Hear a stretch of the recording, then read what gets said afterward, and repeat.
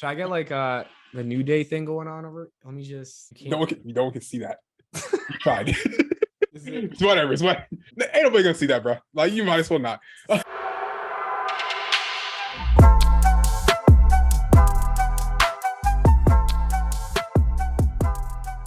What's up, YouTube? Welcome to Muscle Memory. My name is Malcolm, and today we have a very special guest, a very famous guest, Pllana Productions. How are you, man? All right, don't gas me up like that. Please don't gas me up. No. Let's run it back. Famous YouTuber, wrestling icon, commentary extraordinaire, Pllana Productions. What's up, yo? I'm going to leave this interview if you keep that up, Malcolm. Don't do that, all right? How dare I compliment you?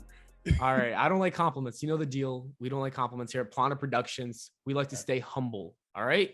Screw all that. We're gonna keep gassing up. But I'm doing good. I'm doing well, actually. How about you? How are you? I'm doing great, man. I mean, there's been a lot going on in the wrestling world, in the real world. There's been a lot of drama, a lot of headlines. I kind of just want to jump into it. CM Punk, dude went ballistic at an AEW media scrum. What's your thoughts on that? Okay, so initially, it's interesting that I was on the Hangman. I was on that side. I was like, you know what? At this point, I see what's happening. I think Hangman on Page just said one little line. I didn't think it was that big of a deal because I didn't know how deep it went. Right? Yeah. I was like, CM Punk's making a big deal out of it. CM Punk's being a bitch. I don't know if you want me to curse or not. Oh, but you're good. I'm gonna curse because that's who I am. But anyways, so I said, CM Punk is being a bitch. Get this guy out of here. I even tweeted, give this guy the boot. I don't know if you saw a tweet. Yeah. I used the emoji of the boot. And so I was like so against him, right? But then I listened to, I don't know, I know you might not like him, Jim Cornette. I want to see his opinion because the guy, I don't love Jim Cornette. I like Jim Cornette, so don't you don't have to do that. All right, perfect. Because Jim Cornette showed it from CM Punk's side, and I was like, wait a minute. This low-key makes sense from CM Punk's side too. So I'm at the point where I think both parties are wrong because low-key CM Punk should not have acted out so crazy at that press conference.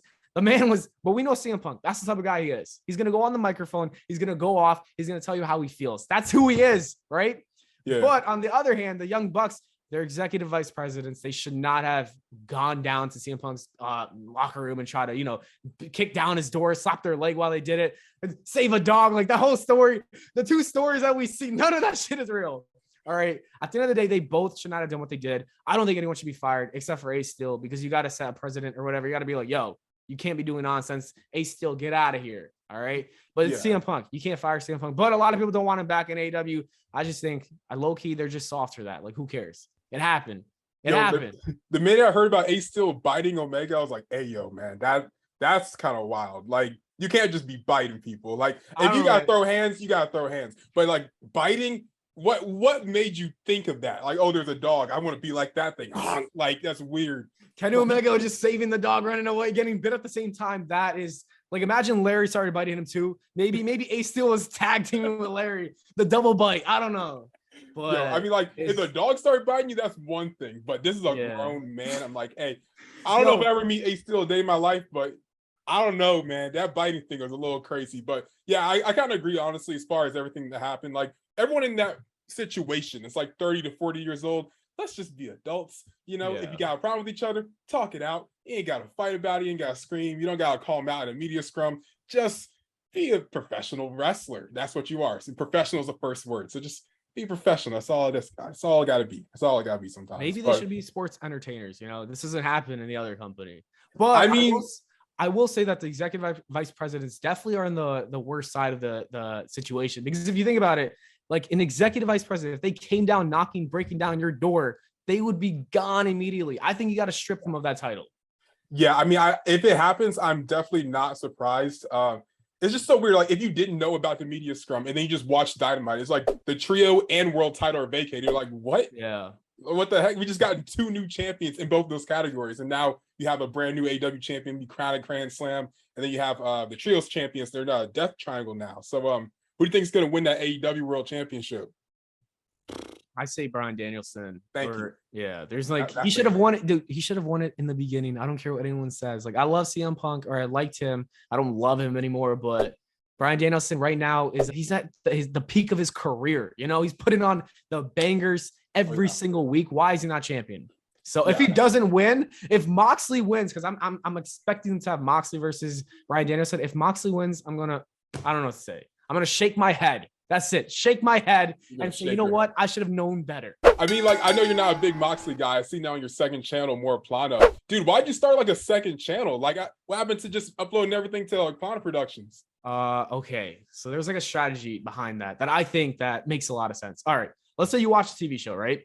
Yeah. And the TV show has one certain style, and then they randomly throw in a different style, and then a different one, and then a different one. You're like, it's all over the place. Like, imagine if Mr. Beast uploaded a vlog. You'd be like, what the fuck is this nonsense? You know what I'm saying? You would be like, wait a minute, and you wouldn't watch it, because I think every channel needs its certain brand.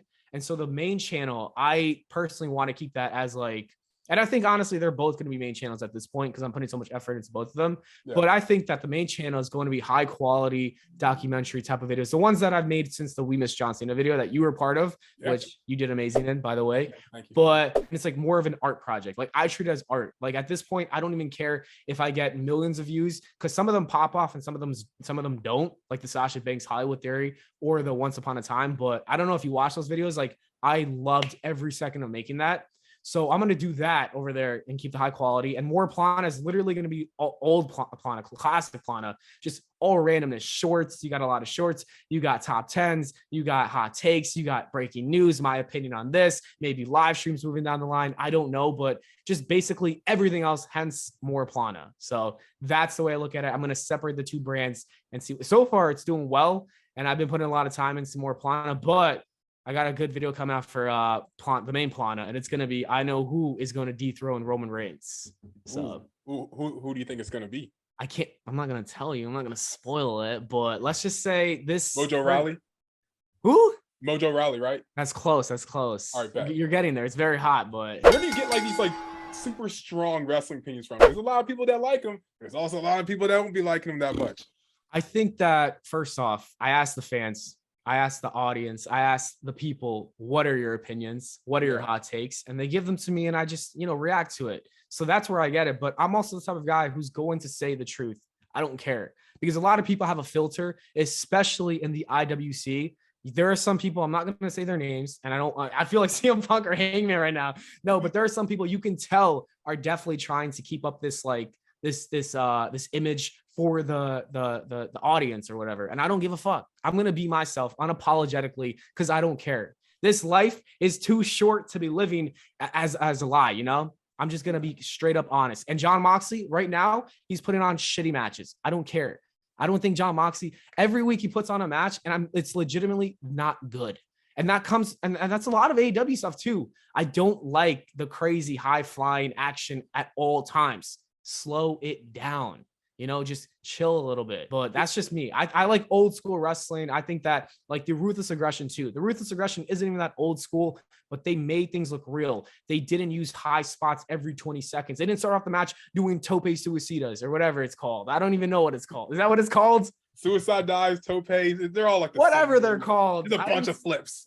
Yeah. So basically that's how I feel about, my opinions. I just say whatever I feel, whatever I watch, and I say it because I'm not afraid to, I don't care. Yeah, I mean, that's a good way to live, man. Very, very Andrew Tate-like. Oh my, don't get out of here. That's not Andrew Tate. All right.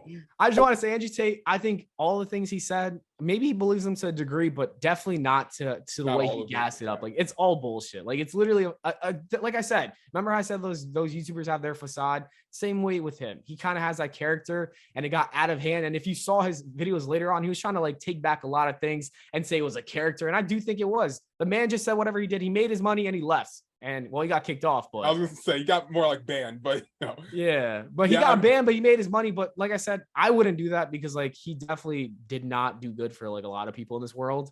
Like he implemented these ideas into impressionable little kids who don't know better. He's an adult. He can know to separate those dumb ideologies from his actual true opinions. Moving on when he goes on in life, but these little kids, they go to class and they're gonna be like, you're inferior to me because you're a woman. Like, they don't know better. So that's why I would never want to do that. Even if I could make, like, let's say he made like 40 mil or something this year. I don't know what he made. Like, obviously, like, a lot of people think like you're really opinionated when it comes to like the wrestling community. And it might just be like the era of wrestling you grew up on watching. So you say you're an Attitude Era or Ruthless Aggression, right? Ruthless, yeah. Yeah, so I mean, that can kind of make a lot of sense. You look at like an AEW style, which is more of like a independent type of wrestling. There's like a lot of flips, maybe not as great in-ring psychology compared to like your WWE matches on some accord. So who do you think is like some of your favorite wrestlers to like watch and compared to like who you watch nowadays? Definitely right now, Roman Reigns. The guy's like this guy character work. Like if you watch his promos from 2014, 2015, the guy was ass. Right now, he is killing it. Even his matches, like I love his matches, and he's not that amazing in the ring when it comes to the moves, but he's great. Like the story he tells in that ring, like that match with Drew McIntyre, it was beautiful. I loved every second of it. Did I you don't like know the about ending? I think it works. I think adding him to the group was a good shocking moment, but the audience was definitely like, huh? This is how we're ending it. Like you could tell, like it fell flat. But like I guess that was the point. Like, you want the audience to be like, wow, really? Roman Reigns gets away with it again with this new member. I'm gonna wait to see how Solo does with the bloodline. I think it's cool. I think it could really push him to that mainstream audience fairly quickly, So that's cool. But Roman Reigns is definitely one of them. And then another one is MJF. I think MJF is doing some of the best work. I do think he's kind of talking way too much about WWE. Yeah. Like, Yeah. there comes a point where it's like, talk about your own promotion, bro. Unless he's actually coming. Because think about it. If you are an AEW fan and Tony Khan comes up on the screen, and I saw a tweet about this, I'm basically gonna, reiterate the tweet. If you see that your titles are gone and you're a casual audience member or whatever, you don't really know what's happening. You see that now there's no more trios champions or world champion either. And there's no explanation for it. And then the first thing you see is a guy comes out and all he does is talk about a different promotion. You're like, what the fuck am I watching here, bro?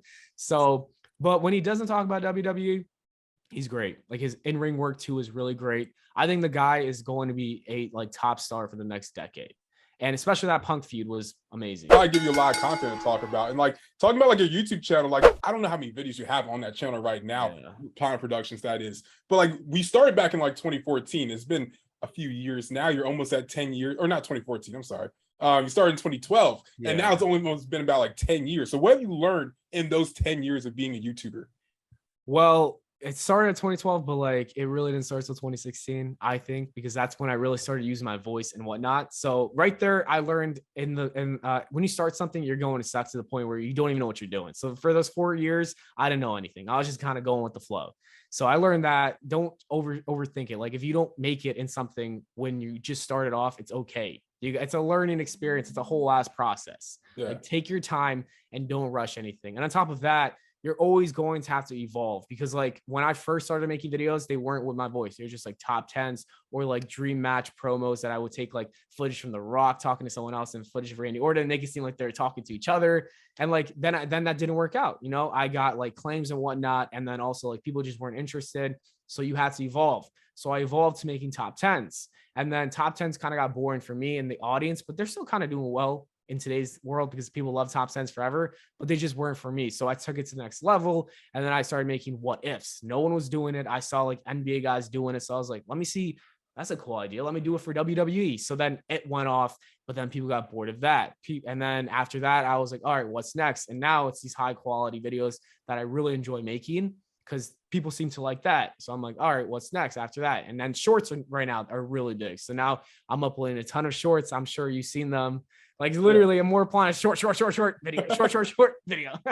So you just constantly got to evolve especially in social media. So I think that's a big thing. And then on top of that, the last thing that I do want to say is everyone in this world, I think, has a certain like purpose, a certain art that they got to express to the world, whether that be what you're doing with interviews, whether that be making documentary type videos, whether vlogs, whatever the case may be, short films. I think like you got to figure out what your art is and contribute to the world with it, because I think it will change the world and impact it for the better, Yeah, no, for sure. And like looking at like your channel and stuff, like there's so many videos where it's like you're a commentator, right? Would you consider yourself a commentator? I guess to a degree. I don't really know what to call it. It's just I don't know. I guess, yeah. Let's say yeah. How come we never see your face on camera at all? Like you're rarely there.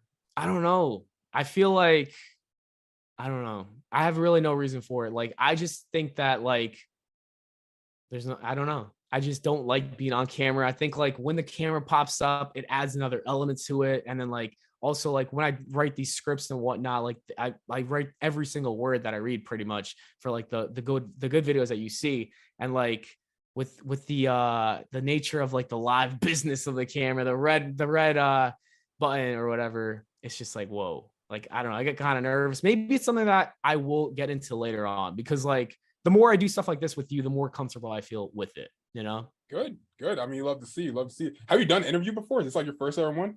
I think this is my first one. Yeah, maybe I did a different one before. I don't know. I don't know. Probably. Let's just say you're the first one. Hey, let's go. Let's go. This is exclusive footage for Let's go. Malcolm, Muscle Man Malcolm. What do you have coming up outside the one video you already said? Like, what's like the goal of like Pllana Productions? The goal of Pllana Productions, like I said, is to continuously take things to the next level with these quality videos, because I feel like nobody in WWE is doing it in the wrestling bubble. Like no one's making these kinds of videos, because number one, they take a lot of time. Number two, like people are in it for the money. And number three, it's just like a lot of people don't want to put in that work, because like it is a lot of work. And and even for me, it's a lot of work. And I see it is. So like I just think that I want to continue to provide this, because I don't see anyone else doing it. So I'm going to keep doing it, because I don't know if you enjoyed those videos. I hope you did. No, I do. Of course. And also on top of that, what I've learned is like a lot of my videos start off as like, all right, here's an idea that I have for this video, but then they develop into something that's personable with me,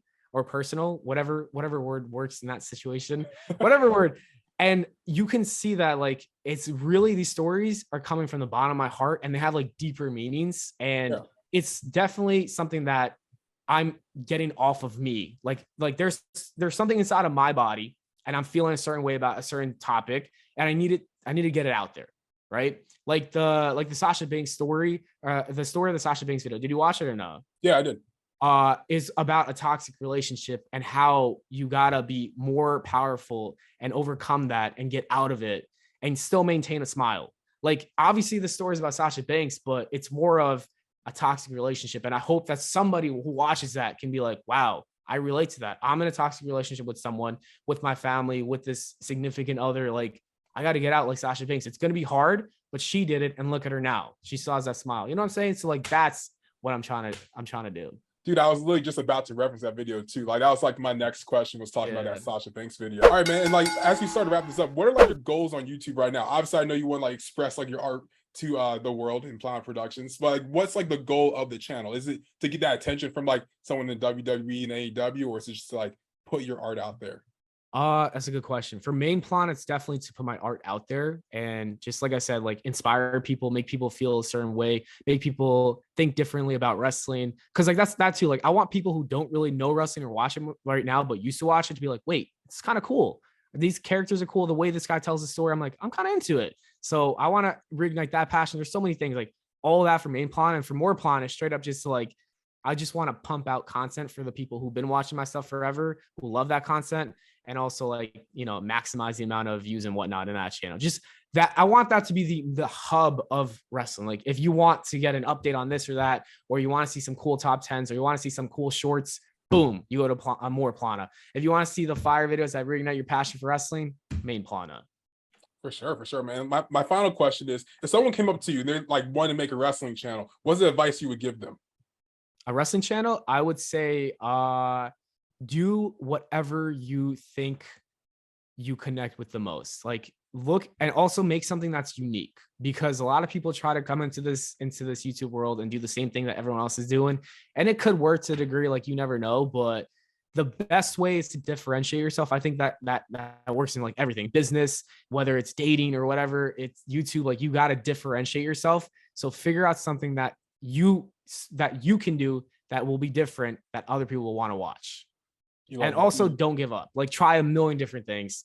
I don't care if you fail 1,000 times, keep going. That's it. Like don't stop. If Mr. Beast can make videos for 4 years and get like no views, like you can definitely do it for 4 years on the side, obviously, depending on your situation. If you're a kid, if you're still young, if you're still in school, you got all the time in the world. Dude, this is great, man. Where can they find you on social media if they're not already subscribed to your amazing 300,000 almost subscribed YouTube channel?